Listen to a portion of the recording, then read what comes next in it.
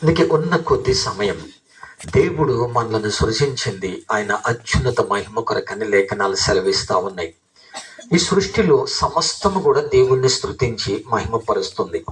కీర్తనకారుడు 150వ కీర్తనలో చక్కగా పాడి మనం ఒక కీర్తనగా పాడుకుంటాం ఏమని, దేవుణ్ణి స్తుతించుడి, ఎల్లప్పుడూ దేవుణ్ణి స్తుతించుడని. అందులో చివరి మాట మనం చూస్తే సకల ప్రాణులు యెహోవాను స్తుతించుడి అని ఉంది.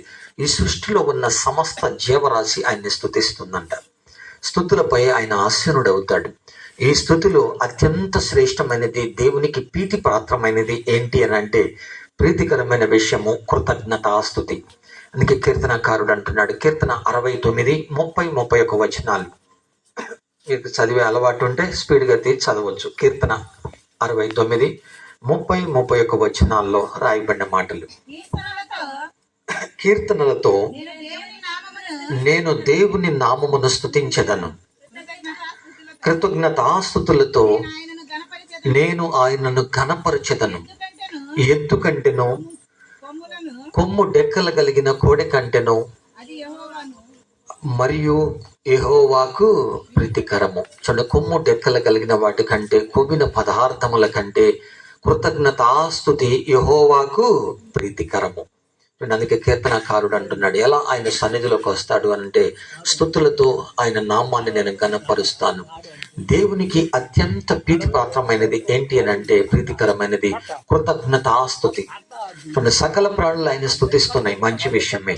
కానీ తలంచి రావాలి అని అంటే ఈ సృష్టిలో ఉన్న వాటికి తెలియదు, ఆయన స్తుతిస్తున్నాయి. కృతజ్ఞత అనేది మనకు మాత్రమే తెలుసు, కృతజ్ఞత భావం మనకు మాత్రమే తెలుసు. అందుకే లోకంలో దైవజనులు మన ముందు తరాల్లో ఉన్న వారు చెప్పారు ఏమంటే, చాలా మంది పొందిన మేలును బట్టి థ్యాంక్స్ అని ఇంగ్లీష్ వాళ్ళు నేర్పిపోయిన మాట కూడా చెబుతారు. చేయాల్సిన అడ్డదిడ్డాల పనులన్నీ చేసి, చెడు పనులు చేసి అంటారు సారీ అండి అని అంటారు. ఏమంటారు? సారీ. ఏంటి ఈ థ్యాంక్స్ తోటి, సారీ తోటి కడుపు నిండదు, కడుపులో నీళ్లు కదలవు. వెల చెల్లించకుండా వీలు కాదు. అందుకు ఆ ప్రతిస్పందన కనపడాలి. దేవుడు కోరేది అది. అందరూ స్తుతిస్తారు, సకల ప్రాణులు స్తుతిస్తున్నవి, ఆ విలువ మనకు తెలుసు. అందుకే ఆయన సన్నిధిలోకి ఎలా రావాలంట? కృతజ్ఞతార్పణలతో రావాలంట, కృతజ్ఞతాస్తుతులతో రావాలంట. ప్రతి విషయంలో అలాగూ కృతజ్ఞత చెల్లించాలని భక్తుడు పౌలు తెస్సలోనికైలకు చెప్తున్నాడు. ప్రతి విషయం మందు ఎలాగూ కృతజ్ఞతాస్తుతులు చెల్లించడని. దేన్ని గురించి మీరు చింతపడొద్దని ఫిలిప్పీ సంఘంతో మాట్లాడుతూ మీరు కృతజ్ఞతాపూర్వకముగా మీ విన్నపాలు దేవునికి తెలియచేయండి, దేవుని సమాధానము మీ హృదయ తలంపులకు కావలి ఉండును అని అంటున్నాడు భక్తుడు దావీదు. 109వ కీర్తన 24 వచనాల్లో కూడా 30వ వచనంలో కూడా అని అంటాడు ఏమని, నేను ఆయనను కృతజ్ఞతాస్తుతులతో మరి ఆయన సన్నిధికి వచ్చి మహిమపరుస్తానంటున్నాడు. 116వ కీర్తన 12వ వచనంలో కూడా నా రక్షణ పాత్రను సేబోని సమాజ మందిరములో ఆయన సన్నిధికి వచ్చి నేను కృతజ్ఞత చెల్లిస్తానంటున్నాడు భక్తుడు. హెబ్రీ 13వ అధ్యాయం 15వ వచనంలో కూడా నేను యెహోవా ఫలము అర్పిస్తానంటున్నాడు. నోరారా నా దేవుణ్ణి స్తుతిస్తాను అని అంటున్నాడు. స్తుతి ఆయనకి ఎంత ఇష్టం అని అంటే దేవునికి మనం చేసే విందే కృతజ్ఞతాస్తుతి. చూడండి, ఇంటికి వచ్చిన బంధువులకు, ఇంటల్లుడికో, ఇప్పుడు మనకి ఈ జనవరి నెలలో తూర్పుగోదావరి, పశ్చిమ గోదావరి జిల్లాలో రోజు మెసేజ్ల్లో పెడుతున్నారు, ఇంటల్లుడి కంట 250 పిండంట్లు అంట కదా. ఎన్ని పెడతారు? 250, 300. అసలు అన్ని తినరు. కానీ అసలు మా అల్లుడు అంటే స్టేటస్, అల్లుడు గారండి అని అంటారు. మన దగ్గర పద్ధతి వేరుగా ఉంటుంది, వాళ్ళ పద్ధతి వేరుగా ఉంటుంది. వెనకటి రోజుల్లో మన కళ్ళి అల్లుడు అసలు అత్త వండుతుంటే అరిసెలు ఇప్పుడు నో నో అన్నాడంట, తర్వాత రోజులు నాకుతున్నాడని అంటారు వెనకటి రోజుల్లో పెద్దోళ్ళు. అట్లాగా కొన్ని ప్రాంతాల పద్ధతి. దేవునికి మనం చేసే విందేంటి అని అంటే కృతజ్ఞతాస్తుతి. అబ్రహాము దేవునికి విందు చేశాడని, ఇంటికి వస్తే భోజనం పెట్టాడు. ప్రకటన గ్రంథంలో కూడా ప్రభు అంటున్నాడు 3వ అధ్యాయంలో, నేను తలుపు తట్టుచున్నాను, ఎవరైతే తలుపు తీస్తారో వారితో కలిసి నేను భోజనం చేస్తాను అంటున్నాడు. మరి మనం ఆయనకు చేసే భోజనం ఏంటంటే నోరారా దేవుణ్ణి స్తుతించటం. కీర్తన 50, 12, 13 వచనాల్లో అంటున్నాడు, భూమియు దాని సర్వసంపూర్ణత నాదే అని అంటున్నాడు. నేను ఆకలి కోరినని మీతో చెప్పను అని అంటున్నాడు. ఎవరైతే దేవుణ్ణి, ఆయన గుణ లక్షణాలు, ఆయన మంచితనాన్ని కీర్తిస్తారో వారికి దేవునికి మంచి విందు చేసినట్టు. అందుకే మనం పాటలు పాడుతున్నాం అని అంటే లోకంలో చూడండి, కొంతమంది పాటలు పాడుతుంటే పోయి ఇరుచుకుంటుంటారు. నన్ను చూడు, నా సంబడం చూడు అనేది కాదు, బడాయి కాదు. ఆయన్ని ఆ భయముతో ఆరాధించాలి. అబ్రహాము దేవునితో మాట్లాడుకునేటప్పుడు తల నేల మోపినాడు. ఆ విలువలు తెలుసుకోవాలి. అంతా నేనే అనేది కాదు. దేవుడు అంటే ఆయన సర్వ విశ్వానికి యజమానుడు. మన మన జీవితానికి ఆయన సర్వాధికారి. మన ప్రవర్తన అంతటిపై ఆయన అధికారానికి ఒప్పుకోమనుంది. సామెతల 3:5-6 చూస్తే, మీ స్వబుద్ధిని ఆధారం చేసుకోవద్దు, నీకు దోచినట్టు కాదు కదా. మనం ఎవరిని ఆధారం చేసుకోవాలి? దేవుని. మన జీవితానికి ఆయన రథసారథి, సర్వ విశ్వానికి యజమానుడు. మనము ఎంతకాలం మన జీవితం అంటే సైంటిస్టులు చెప్తా ఉన్నారు, బైబిల్ పండితులు చెప్తా ఉన్నారు, మనము యొక్క 1000 సంవత్సరాలంటే దేవునికి ఒక దినములాగంట. చూడండి, ఒక దినములాగా 1000 సంవత్సరాలు. మరి ఆయన కాలమాన ప్రకారం చూస్తే మనం ఒక 70-80 ఏళ్ళు బ్రతికితే కనీసం మనం జీవించే జీవితం దేవుని దృష్టిలో 2 గంటలు కూడా లేదంటే 80 ఏళ్ళు బ్రతికిన ఎంత అల్పమైన జీవితం. అందుకే కీర్తనాకారుడైన దావీదు అంటాడు, నా జీవితం నీడ వంటిది అని అంటున్నాడు. మనము అంతలోనే కనపడి కొంతసేపటికే మాయమైపోయే వారం. ఈ ఉన్న జీవిత దినం దేవుడు మనల్ని సృజించింది ఆయన మహిమ కొరకు, ఆయనను స్తుతించటానికి. యెషయా గ్రంథం 43:7 21 రాయబడి ఉంది, నా మహిమ నిమిత్తం నేను సృజన ప్రజల్ని పిలవనంపుడి అని అంటున్నాడు. నా జనులు నాకు స్తోత్రమును ప్రచురము చేయుదురు అని అంటున్నాడు. దేవుణ్ణి స్తుతించడానికంట మనం పుట్టింది. మనకు నోరు ఉంది ఎందుకంటే తిట్టుకోవడానికి, మాట్లాడుకోవడానికి కానే కాదు. ఆయన్ని స్తుతించటానికి, ఆయన్ని ఆరాధించటానికి మనం దేవుడు సృజించాడు. ఆయన మహిమ కొరకు మనము కృతజ్ఞత చెల్లిస్తున్నామంటే ఏంటి? దేవుణ్ణి మహిమ పరుస్తున్నాం కూడా. లూకా సువార్త 17:16 చూస్తే ఇక్కడ 10 మంది కుష్ఠరోగుల గురించి రాసింది. ప్రభు అంటున్నాడు, తిరిగి వచ్చి ఆయన్ని మహిమ పరిచిన వాడు ఈ ఒక్కడేనా అన్యుడు, ఈ సమరయుడేనా అంటున్నాడు. 10 మందిలో ఎంతమంది వచ్చారంట? అక్కడే. చాలా మంది మన సొమ్ము తిని మనల్ని తిట్టిపోతారు, ఏమనుకోకూడదు.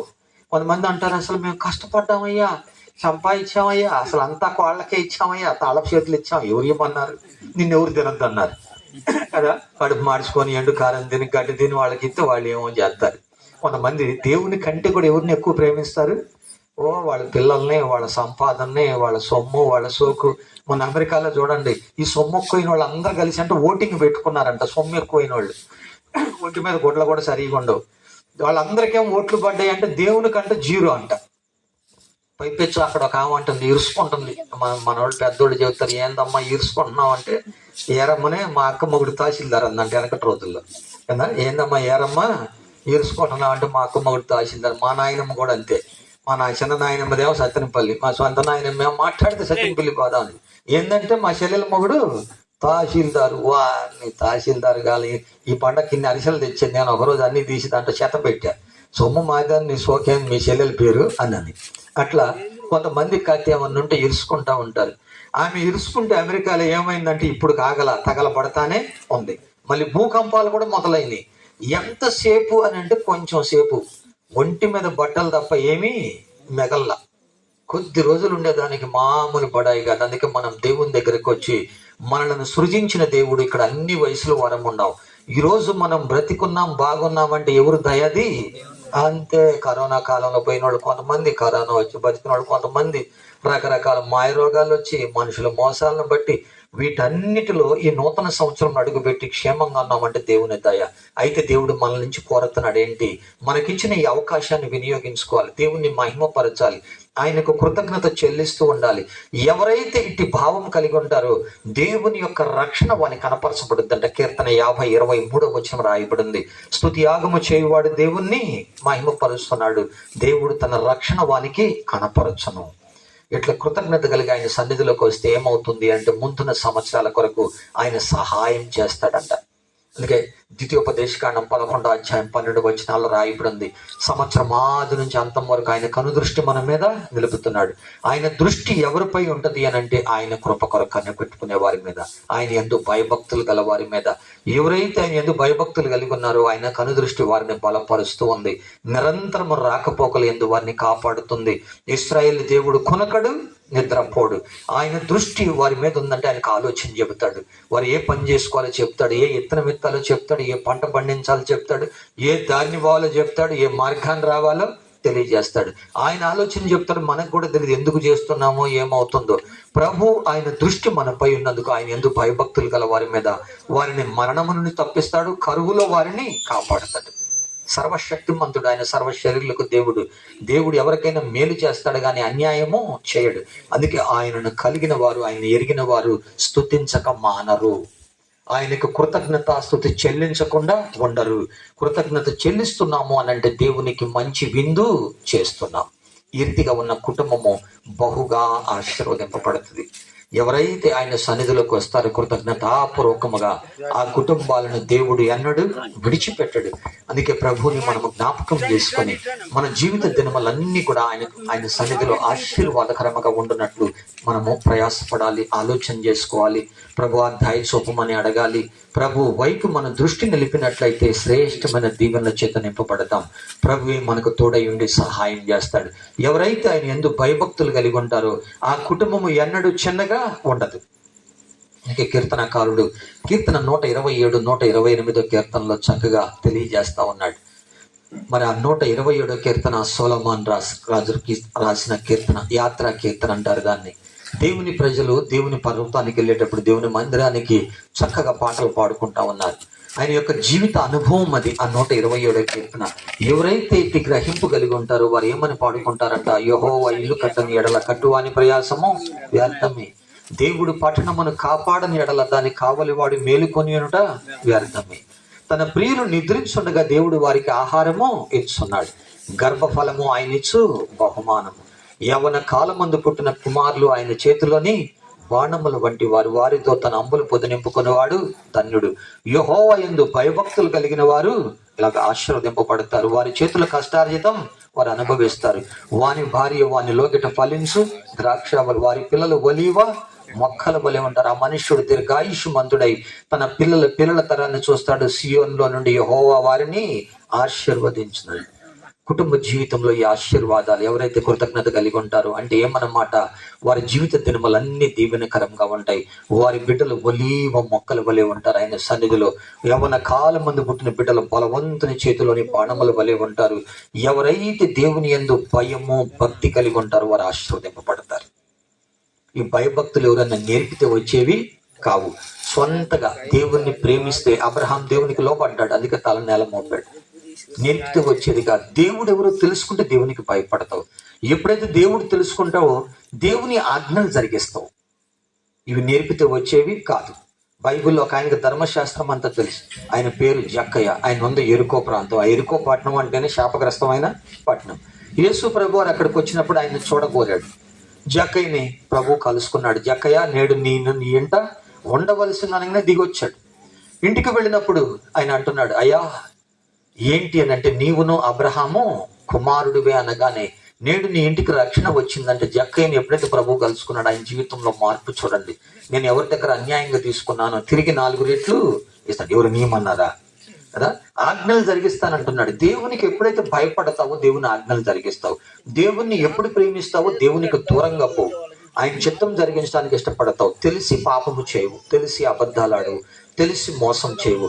దేవుణ్ణి ప్రేమించలేదు అని అంటే దేవుని ఆజ్ఞలు జరిగిస్తున్నా నీ మనసులో దేవుని కంటే ఏదో ఎక్కువగా ఉంది, ఏదో ఎక్కువ. అబ్రహాము కుమారుడు అనగానే చూడండి, దేవుడు ఆయన్ని ప్రేమించగానే ఎన్ని ఆశీర్వాదాలు ఇస్తా ఉన్నాడు.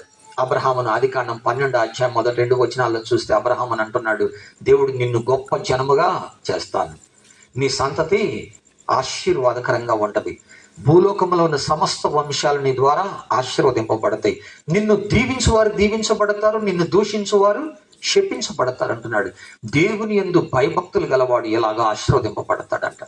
ఎవరైతే దేవునికి లోబడతారో. అంతేకాదు అబ్రహాము గురించి దేవుడు సాక్ష్యం ఇస్తున్నాడు. ఆదికాండం 18వ అధ్యాయం 19వ వచనంలో ఏమంటున్నాడు? అబ్రహాము తన పిల్లలకు నేర్పిస్తాడని నేను ఎరుగుతును అని అంటున్నాడు. తరతరాలకుండే ఆశీర్వాదం. జక్కయ్యకి ఆశీర్వాదం దొరికింది ఊరికనే. ఆయన ఎందు నమ్మిక ఉంచే వాళ్ళకి ఏం దొరుకుతున్నాయి? ఊరికనే వస్తున్నాయి. అదే ఉత్తిగా నమ్ముకుంటే ఉత్తిగానే ఉంటది, నిజంగా నమ్ముకుంటే నిజంగా ఉంటది. అందుకే మన పెద్దవాళ్ళు చెప్తారు కాస్త మనకి ఏప్రిల్ మే వచ్చేసరికి చూడండి ఏమంటారు, కొత్త సంవత్సరం వస్తుంది అంటారు తెలుగు వాళ్ళకి. మనకి ఇంగ్లీష్ క్యాలెండర్ ప్రకారం జనవరి 1 కొత్త సంవత్సరం. అవి వచ్చిన తర్వాత తొలేకాశ ఆయాకాశ అని రైతు వారికి వ్యవసాయం చేస్తారు. ఒక ఆయన ఇంటల్లుడు ఉన్నాడంట, ఏంటి ఇల్లెరకం వచ్చిన ఆయన. అందరు దొంతున్నారని ఆయన కూడా తొలకరైనప్పుడు ఇత్తనం దొంతున్నాడంట. వెనక ఆవిడేమో ఇత్తనాలు పోతుందంట, వెనక బుర్రలో పోతుంటే అంటున్నాడంట, అందరూ ఈ మూల బండితే మేము దేవుడికి ఇస్తామంటే ఆయన కూడా అంటున్నాడు, నేను బండితే కూడా ఇస్తాను ఇది అంతా అని. ఆవిడ అందంటే అబ్బో చేసుకుంది నువ్వు నన్ను, అది నాది అందంట. ఉచిదేలేవే అన్నాడంట. ఆ ఉత్తదేం పండిందంట, అసలుదేం పండలేదంట. చాలా మంది నమ్ముకున్నట్టే చేస్తారు, వాళ్ళ జీవితంలో ఏ మేలు కనపడదు, ఏ ఫలం ఉండదు, ఒట్టి పోటకం, మాయ. నేను కూడా నా అనుభవంలో 30 ఏళ్ల నుంచి అంత మాయాలను చూస్తా ఉన్నా. మంచి వాళ్ళని చూస్తున్నా, కష్టాల్లో ఇబ్బందుల్లో వచ్చిన వాళ్ళందరూ దేవుడు దీవించి ఇప్పుడు కూడా దారిలో వస్తా ఆయనతో మాట్లాడుతున్నా. 30 ఏళ్ళ నాడు మీ అమ్మ వచ్చి రోజు అరగంట ప్రార్థన చేయండి బాబు, దీవిస్తుందండి. వాళ్ళు దీవించబడ్డారు, దేవుని సేవకులు అయ్యారు.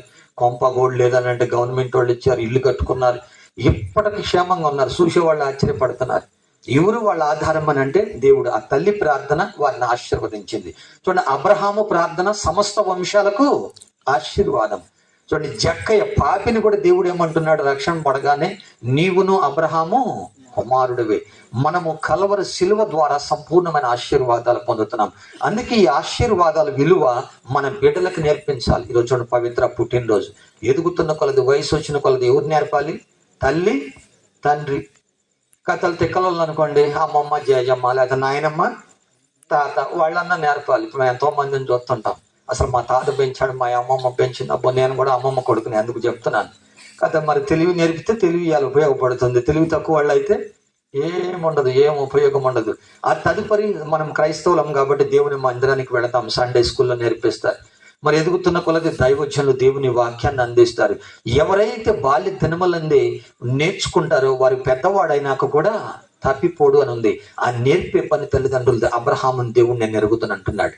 అందుకే దేవుని యందు భయభక్తులు కలిగిన వారు ఫలించి అభివృద్ధి చెందుతారంట. వారి పిల్లలు భోజనపు బల్ల చుట్టూ ఒలీవ మొక్కల వలె ఉంటారంట. దేవునికి అంటుగట్టాలి, వారికి నేర్పించాలి. మనం జీవించే జీవితం మన పిల్లలు చూస్తూ ఉంటారు. ప్రత్యేకంగా నేర్పని అవసరంలా మన ప్రార్థనా జీవితం, మన కుటుంబ జీవితం, మన ఎదుగుతున్న పరిస్థితులు, వాటిని బట్టి ఆటోమేటిక్గా వారు ఎదుగుతూ ఉంటారు.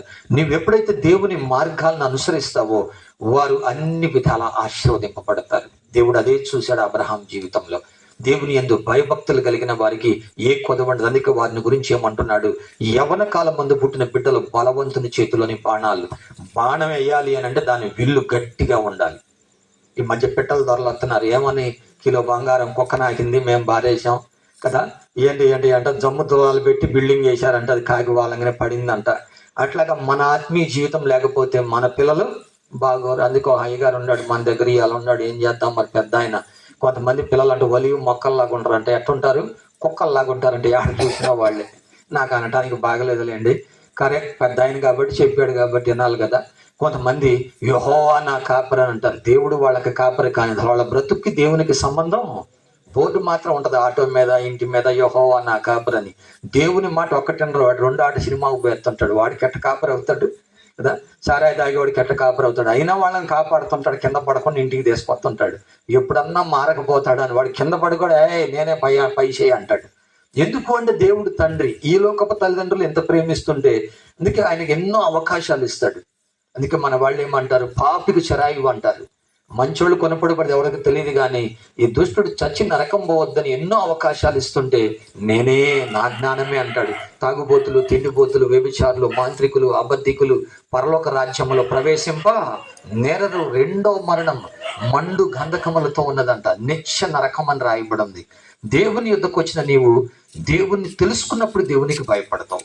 ఎప్పుడైతే దేవునికి భయపడటం ఆరంభించావు దేవుని ఆజ్ఞలు జరిగిస్తావు జక్కయ్యలాగానే. అందుకే ప్రభు అంటున్నాడు, నశించిన దానిని వెతికి రక్షించడానికి నేను ఈ లోకానికి వచ్చాను అని. మనము మన బిడ్డలకు నేర్పిస్తే వారు ఎదుగుతున్న కొలది దేవుని సన్నిధిలో స్తంభముల వలె ఉంటారు. దేవుని యొక్క మహోన్నతమైన కృప, వారు ఆశీర్వదింపబడిన వారిగా ఉంటారు. ఆ బిడ్డలు వారి జీవితాల ద్వారా ఎన్నో గొప్ప కార్యాలు జరుగుతాయి. అవి ఎలా ఉంటాయి అని అంటే, హన్న తన కుమారుని దేవుని కొరకు పెంచింది, మనందరికీ తెలుసు. పెద్దవాడైనప్పుడు ఆయన పలికిన మాట తప్పలేదంట. ప్రవక్తగా మారాడు సమూయేలు. బాలుడైన సమూయేలు దేవుని స్వరము విన్నాడు, ఒక ప్రవక్తగా మారినాడు. ఆ కారణం తల్లి పెంపకం. అట్లాగనే అభియాన్ని చూస్తాం మనం. హిజ్కియా తల్లి దేవుని కొరకు పెంచితే 25 ఏళ్ల వయసులో రాజు అయితే దేవుని మందిరాన్ని బాగు చేశాడు. ఏ కాలంలో జరగనట్లు అన్ని బలులు అర్పించబడ్డాయి. 14 రోజులు, 7 రోజులు అంటే డబల్, 14 రోజులు విందు, ఆర్భాటం. యాజకులు వాళ్ళు తమను ప్రతిష్ఠించుకోకుండా పనిలోకి దిగితే హిజ్కియా ప్రార్థిస్తే దేవుడు విన్నాడు. దావీదు కంటే నీతిని పైమెట్టుకు తెచ్చాడు. మోషే కాలమునున్న వాటన్నిటిని ఆ బయలుకు సంబంధించిన వాళ్ళు తీసుకెళ్ళి కిద్రోను వాగులేసి కాల్చి పడేశాడు. దేవుని యొక్క ఉన్నత మహిమ. ఇదే విషయం భక్తుడు పౌలు కూడా తిమోతికి రాసిన 2వ పత్రిక 1వ అధ్యాయంలో మనం చూస్తే, మీ అవ్వ మీ తల్లి యునేకిలోనే లోయలోనే విన్న విశ్వాసం నీలో కూడా ఉన్నది తిమోతి, కృపలో బలవంతుడవు కమ్ము అని అంటున్నాడు. అట్లాగా 3వ అధ్యాయం 14, 15, 16 వచనాలు చూస్తే, బాల్య దినముల నుంచి ఏమైతే అభ్యసించావో, నా వలన ఏమి నేర్చుకున్నావో వాటి యందు జాగ్రత్తగా ఉండు అని అంటున్నాడు. దేవుని యొక్క కృప, ఎవరైతే ఎవరితో సహవాసం చేస్తారో వారిలాగా మారుతారు. ఎలా పెంచామో దానికి తగ్గట్టు ఉంటారు. ఒక సమయం వచ్చినప్పుడు వారు గనులుగా ఉంటారు. అందుకొరకు ఏం చేయాలి? తల్లి తండ్రి వేకువనే వారి దేవుని సన్నిధిలో ప్రార్థించాలని లేఖనం సెలవిస్తుంది. యోబు అరుణోదయ గర్భమునే పిల్లల కొరకు బలులు అర్పించేవాడు. మనము ఎంతగా దేవుణ్ణి వెంబడిస్తామో మన పిల్లలు అంత గొప్పవారు అవుతారు. ఆ కుటుంబాలు అంత ఆశీర్వాదకరంగా ఉంటాయి. మన సహకారం లేకుండా దేవుడు ఏమీ చేయడు. నువ్వు ఎప్పుడైతే ప్రార్థన పరురాలమైన తల్లివి తండ్రివి అయి ఉంటావో, మీ బిడ్డలు చిన్నగా ఉండేది అసంభవం. దేవుని మాటలు భూమిని ఆకాశమును గతించను కానీ అవి నేల పడవు. మరి అలా పెంచితే ఏం జరుగుతుంది? ఈ భక్తుల్లాగానే, ఈ రాజుల్లాగానే, ప్రవక్తల్లాగానే దేవుని యొక్క కార్యాలు ఈ దినములో కూడా ఎహెజ్కేలు గ్రంథం 47వ అధ్యాయంలో రాయబడినట్టు 9వ వచనం నుండి, దేవుని సన్నిధి నుంచి ప్రవహిస్తున్న నీరంట ఎంత లెక్క ప్రవహిస్తుందో అందులో ఉన్న జలచరములన్నీ బ్రతుకుతాయంట. వారు జీవించు సంవత్సరాలు వారు ఎక్కడ ఉంటారో చూడండి, నీటి ఓటలాగా ఉంటారు. కొద్దిమంది ఏమో నీటి ఓట మీద ఉన్న రాయిలాగా ఉంటారు. దేవుడు లేకపోతేనేమో అడ్డుపండల్లాగా ఉంటాం. దేవుణ్ణి కలిగి ఉంటే వారు ఎక్కడున్నా వారి స్థలాల్లో వారు ఆశీర్వాదకరంగా ఉంటారు, ఇతరులకు మేలుగా ఉంటారు. వారు ఎన్నడూ కీడు చేయరు. దేవుని యొక్క కృప నొందిన కుటుంబాలు ఇలాగ ఆశీర్వాదకరంగా దీవెనకరంగా ఉంటాయి. అందుకే ఈ రాత్రి కాలము కృతజ్ఞత కలిగి నీవు దేవుని సన్నిధిలోకి వచ్చినావు అని అంటే, నీ కొరకు మార్గములు సరళం చేసుకుంటూ ఉన్నావు. దేవుడు నీ కొరకు దాచిన మేలును పొందుకోవటానికి ద్వారం తెరవబడిందంట. ఎవరైతే నమ్మిక ఉంచుతారో దేవుడు వారికి ఏ మేలు చేయక మానడు. దేవుడు తప్పక సహాయం చేస్తాడు, బలపరుస్తాడు. ఎప్పుడైతే నీ బిడ్డలను నువ్వు దేవుని హస్తాలకు అప్పగిస్తావో వారు ఎదుగుతున్న కొలది చూడండి ఘనులుగా ఉంటారంట, ఘనమైన వారుగా ఉంటారంట, యుద్ధ సూరులుగా ఉంటారు. ఆత్మీయ జీవితంలో ఇహపరముగా ఎక్కడున్న దీవెనకరంగా ఉంటారు. అందుకే మన బిడ్డల కొరకు మనం ప్రార్థించాలి, సంగముగా ప్రార్థించాలి. ప్రభు యొక్క రాకడ అతి సమీపం ఉన్నది. చూడండి, ఇప్పుడు ఉన్న ప్రపంచంలో ఉన్న ఎంతలు చూడండి, గల్ఫ్ దేశాలు ఎడారిలోనే వరదలు వస్తూ ఉన్నాయి. చూడండి, నేపాల్ టిబెట్ ప్రాంతాల్లోనే భూకంపాలు వస్తూ ఉన్నాయి. చూడండి, అమెరికాలో మమ్మల్ని చూడండి, మా గొప్పతనం చూడండి అంటే మొత్తం నేల మట్టం వరకు కాలిపోయింది. ఈ మధ్య ఒక ఆమె విలేకరు సాక్ష్యం చెప్పింది 2 రోజుల క్రితం. వాళ్ళ ఇల్లు కాలేదనంటే ఇంటి దాకా పోయిందంట, అప్పుడే తగలపడుతుందంట. ఇంటి ముందు నుంచి ఉంటే తన మనసు ఒకటి చెబుతుందంట మనిషికి. దేవుడు చూడండి ఎన్ని అవకాశాలు ఇస్తాడు. చచ్చేటప్పుడన్నా క్షమాపణ అడిగితే పరలోకం పోతాం, అది రాదు కొంతమందికి. మా తాత పోయేటప్పుడు మామూలుగా హిందూ సాంప్రదాయంగా నారాయణ నారాయణ అని అంటారు. నారాయణ నారాయణ అంటే ఆయన మంగళ నారాయణ ఒక 50 ఏళ్ళు వసూలు చేయమంటారు. ఇంకా సృహ తప్పుతున్నాడు. కనీసం నారాయణ అంటాడేమని పీసు చూపిస్తుంటే పీసు అంటున్నాడు అంట. నార పీసుని పోయాడు ముసలోడు. చూడండి, కొంతమంది వాళ్ళ హృదయంలో ఏమి నిండి ఉంటుందో నోరు అదే. క్షమాపణ పలకటానికి కూడా ఉండదు. ఈ విలేకరు అమ్మగారికి అంట మనసు చెప్తుందంట, నీకు ఏ అవసరమో తెచ్చుకోపో అని. ఇంట్లో పరిగెత్తి 30వ పుట్టినరోజు కంటే వాళ్ళ అమ్మమ్మ పెట్టిన చెవు దిద్దులు చూడండి ఎంత ఉన్నాయి. వెనకట ప్రేమ పాదు మాది నా సొమ్మ మా జేజి సొమ్మని. ఇంకా ఉన్నాకంటే పాస్పోర్టు, బతుకున్నట్టు పుట్టినరోజు సర్టిఫికెట్, ఈ 3 తెచ్చుకొని ఇంట్లో నుంచి బయటపడిందంట. ఈ 3 ఉన్నాయి అనుకో, బతుకున్నట్టు గవర్నమెంట్ లెక్కలో ఉంటుంది. ఏడ పుట్టావు ఏంటనేది. రెండోది ఏ దేశం పోవాలన్నా పాస్పోర్టు, కాస్త వాళ్ళ అమ్మమ్మ సొమ్ములు, నాది మాది అనేది ఏదన్నా భూమి మీద ఉండాలి. మరి మనము కూడా ఆ పరలోకము వెళ్ళినప్పుడు ప్రభు యొద్ద నుంచి పొందుకోవటానికి ఏదైనా ఉన్నదా అనేది గుర్తు చేసుకోవాలి. అందుకే ప్రభు దగ్గరికి వచ్చిన మనము మన ప్రయాస మరచి ప్రభుతో యుగాలు ఉండటానికి ఆశ చూపాలి. అందుకే రాత్రి కాలము నువ్వు జ్ఞాపకం చేసుకొని నీ బిడ్డలను నువ్వు దేవుని కొరకు పెంచగలగాలి. దేవుడు చేసే ఆశ్చర్యమైన అద్భుతమైన కార్యాలను జ్ఞాపకం చేసుకొని కృతజ్ఞతాపూర్వకంగా ఆయన సన్నిధిలోకి రావాలి. నువ్వు జీవించే జీవితం నీ బిడ్డలకు మాదిరికరంగా నువ్వు చూపినట్లయితే ఈ యవ్వన కాలంలో అడుగుపెట్టిన పవిత్ర జీవితము ఆశీర్వాదకరముగా ఉంటది, ఇతరులకు దీవెనకరముగా ఉంటది. ప్రభువే మనకు సహాయము చేయువాడై ఉన్నాడు. ప్రభు నామము మనకు అత్యున్నత మహిమ కలుగును గాక. ప్రార్థన చేసుకుందాం. కళ్ళు మూసుకోండి. మా ముందుకు వస్తే నీ కొరకు ప్రార్థిస్తాను. కళ్ళు మూసుకొని పవిత్ర కొరకు ప్రార్థిస్తాం. ప్రభు కృప చూపు నాయనాన్ని వేడుకుందాం. దీవించు ప్రభు అని అడుగుదాం. ఈ రాత్రి కాలపు మెండైన దీవెనలు దయచేయి ప్రభు అని వేడుకుందాం.